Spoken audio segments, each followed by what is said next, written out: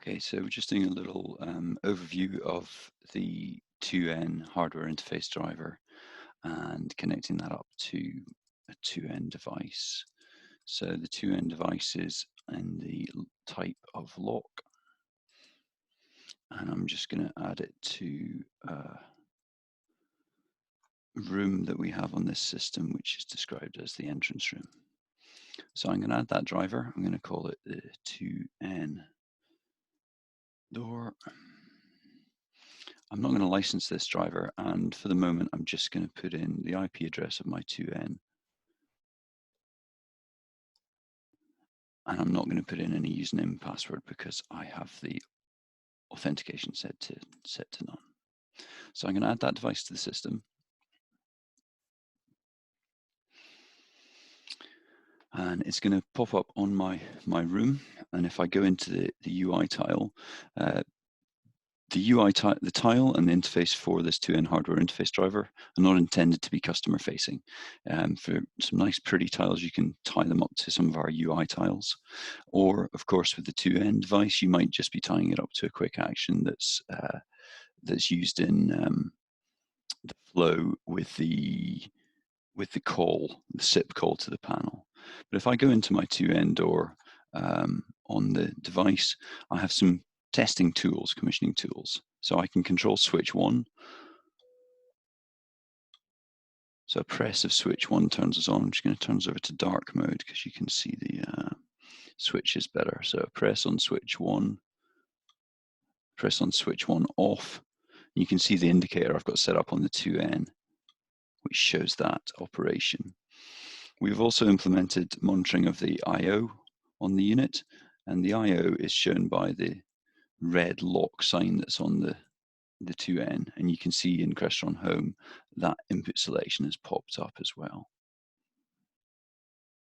So these things can be tied up to events and actions within Crestron Home so that you can tie these up to other functionality.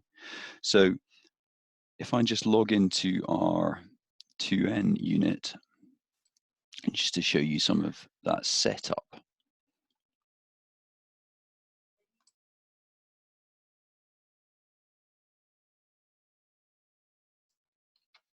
So if I just go to hardware, services, HTTP API. So this is where we need to set up a couple of things to do with our things. So you can see the two API services that are relevant are the switch API, which allows us to control the switches, and the I/O API, which allows us to monitor the I/O module. So I've currently got both of these set to TCP, and I've got the authentication set to none. So if I set the authentication to basic for both of these, and then save, as soon as I'm using authentication, I need to have an account set up. So I've got an account set up of admin, and I've set up a password, which I think in this occasion is just test. I have to apply user privileges. So the I/O access needs monitoring privilege, and the switch access needs control privilege. In this case, I've applied the privileges to all three. This is already saved, so I don't need to make a change.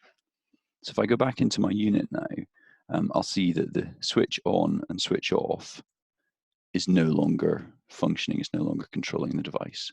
So if I go back into my setup app, and I go to the settings, installer settings, and I want to change my username and password here.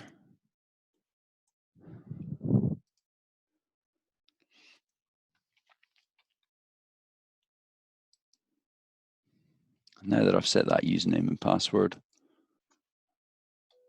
you can see that that has now applied instantly, and that's all working correctly.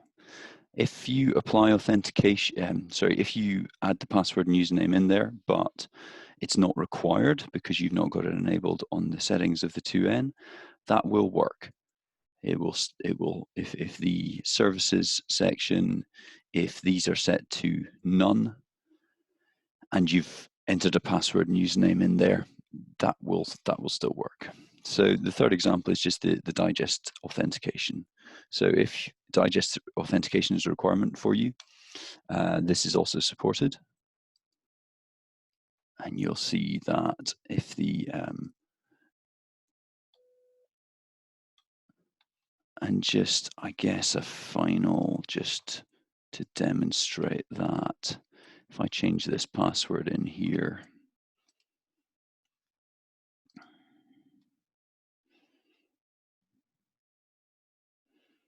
you'll see that these switch buttons are no longer working, no longer operational.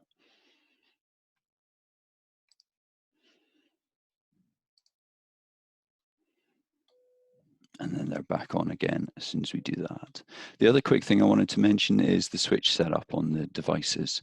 So the switch setup is in hardware switches. So switch 1 and switch 2 are the two that we expose using the relay, using the driver. Now these switches can be set to monostable or bistable, so non-latching and latching. They can also be inverted, so you can flip around what they do. So the on and the off that is used there. If they are set to monostable, then you can edit the time that is used. This all depends on your usage. If I switch this over to, sorry, I need to save it. If I switch over to switch 2 and make switch 2 control relay 1,